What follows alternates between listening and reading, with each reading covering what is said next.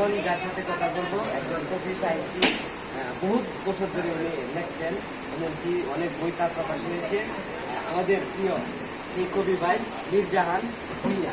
ভাই কেমন আছেন? জি আলহামদুলিল্লাহ ভালো আছি।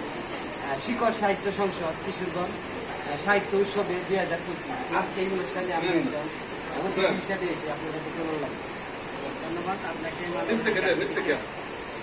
আসলে মূলত হচ্ছে সাহিত্য সংস্কৃতি, এটা শিকড় সাহিত্য সংস্কৃতি কর্তৃক আয়োজিত আজকের এই সাহিত্য উৎসবে অনেক গুণীজন বরেণ্য ব্যক্তি এখানে এসেছেন, তাদের সংস্পর্শে শানিত হয়েছি। তদুপরি আপনার বলতে গিয়ে সাংস্কৃতিক হচ্ছে একটি জাতি অথবা একটি সামাজিক ভিত্তির আত্মিক, ব্যক্তিগত, বস্তুগত, আবেগগত এবং কিছু চিন্তা এবং কর্মশালার প্রতিফলন। তারই ধারাবাহিকতায় আজকের এই সাহিত্য উৎসব এবং যারা এর আয়োজন সেই মহাত্মান ব্যক্তিদের বিনম্র অভিনন্দন জানাই। আশা রাখবো তারা প্রতি বছরই এরকম একটা সাহিত্যের মিলন মেলা, কবিদের মিলন মেলার আয়োজন করবে।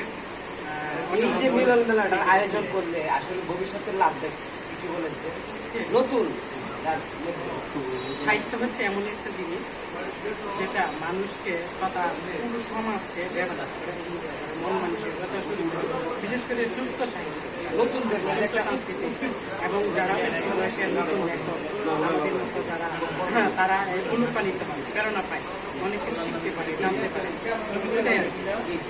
আচ্ছা, আপনার সাথে কথা বলে খুব ভালো লাগলো। অনেক সুন্দরভাবে এই সাহিত্য নিয়ে আপনি কথা বলেছেন। আর আপনার যে লেখালেখি, আমরা আপনার অনেক বই পড়ে নিচ্ছি, খুব ভালো লাগে আর দর্শকের কাছে খুব গ্রহণযোগ্য। আর ভবিষ্যতে আপনি আরো ভালো ভালো লেখেন, এই প্রত্যাশা রইল, এই আশা রইল। আপনাকে অসংখ্য ধন্যবাদ। পর্যায়ক্রমে আবার আপনার কাছে চলে আসবো।